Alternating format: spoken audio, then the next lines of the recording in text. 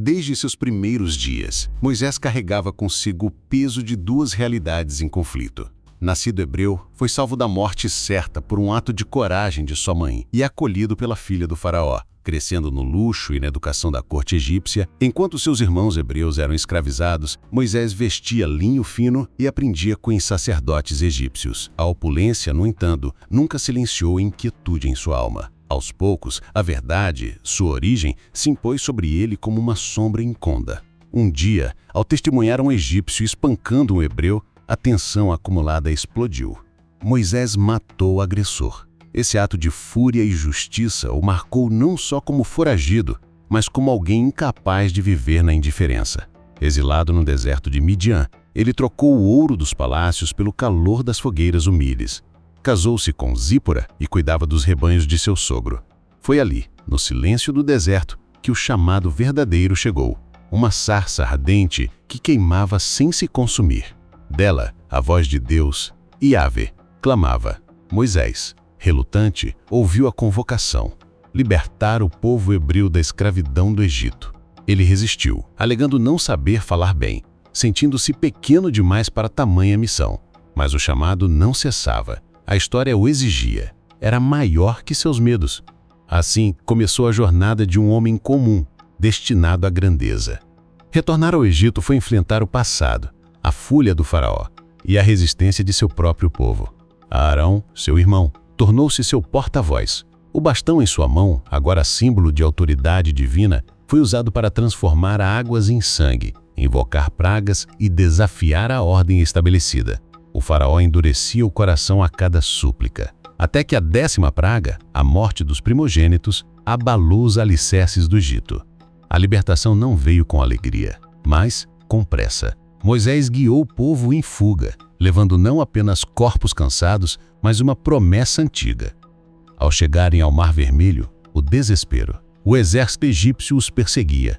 E então, o milagre. As águas se abriram, um caminho foi feito. Quando o último hebreu cruzou, as águas se fecharam sobre os soldados inimigos.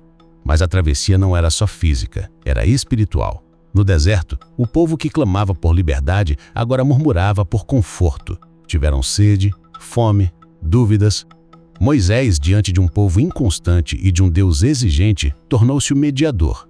Recebeu o maná do céu, fez brotar água da rocha e finalmente subiu ao monte Sinai, onde recebeu as tábuas da lei. Os 10 mandamentos que selavam o pacto entre Deus e um povo ainda em formação. Moisés enfrentava não apenas os perigos externos, mas também a incredulidade de sua própria gente e as tentações do poder. Cada desafio o moldava, de príncipe fugitivo a líder espiritual. O deserto se estendeu por 40 anos, não por geografia, mas porque o povo não estava pronto para a terra prometida. Moisés viu uma geração inteira morrer no caminho, inclusive sua irmã Miriam e seu irmão Arão. Ele próprio sofreu as consequências de um momento de desobediência ao ferir a rocha em vez de falar com ela como Deus ordenara. Por isso, soube que não entraria em Canaã. A dor de ver o destino ao longe sem poder tocá-lo foi sua cruz. Mas Moisés não se rebelou. Continuou fiel, orientando, julgando, ensinando, redigiu leis, orientou líderes, preparou Josué como sucessor. Sua missão agora era preparar o caminho, mesmo que não o percorresse. Um verdadeiro herói entende que a glória não está em conquistar para si, mas em abrir portas para os outros. Em sua última subida ao Monte Nebo, Moisés contemplou a terra de Canaã. Seus olhos viram o cumprimento da promessa. Seu coração, já maduro e moldado, descansou. Moisés não apenas libertou o povo, ele forjou uma identidade. Das chamas da opressão e do caos da jornada emergiu Israel, um povo com leis, cultura, fé e destino.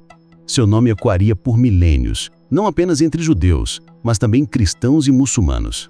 Seu legado não estava nos palácios do Egito, mas nas tábuas, nos pergaminhos, nas consciências. Moisés deixou de ser um órfão dividido entre 2 mundos para se tornar o mediador entre o céu e a terra. Ele enfrentou monstros externos e internos, atravessou o deserto da alma e devolveu ao seu povo a dignidade e o propósito. No fim, não morreu apenas um líder, morreu uma era e nasceu uma nação.